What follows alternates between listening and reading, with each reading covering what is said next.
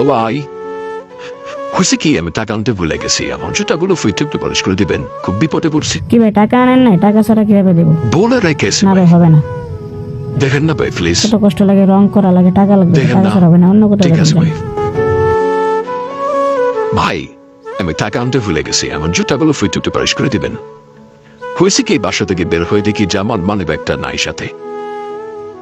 এখন খুব বিপদে পড়ছি, জুতাগুলো তো না ভাই, মনে আমি হয়ে গেছে। পারবো না ভাই, অন্য জায়গায় দেখেন ভাই, ফ্রিতে দেওয়া যাবে না, রং করতে হয়, অনেক খরচ আছে ভাই, পারবো না।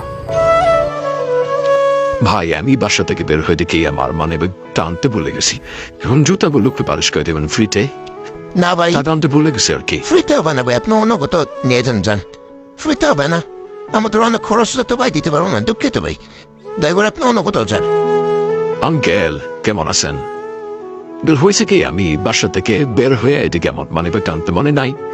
তো এখন জুতাগুলো থেকে ময়লা বেশি একটু পলিশ করার জন্য কি একটু ফ্রিতে পলিশ করা যাবে?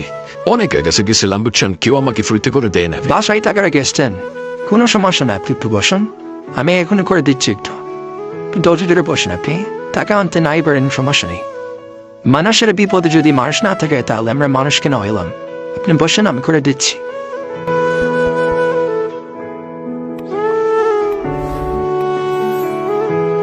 দিচ্ছি।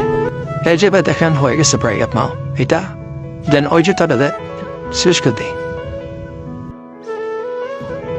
এখানে টাকা কিসের টাকা বলা? এসব পুরো টাকা হলো আপনার। আমি মূলত পরীক্ষা করতে চেয়েছিলাম যে আমাকে ফ্রিতে দেয়, যে আমাকে ফ্রিতে পলিশ করে দেবে, আমি তাকে বলে দিব নেট করেছিলাম।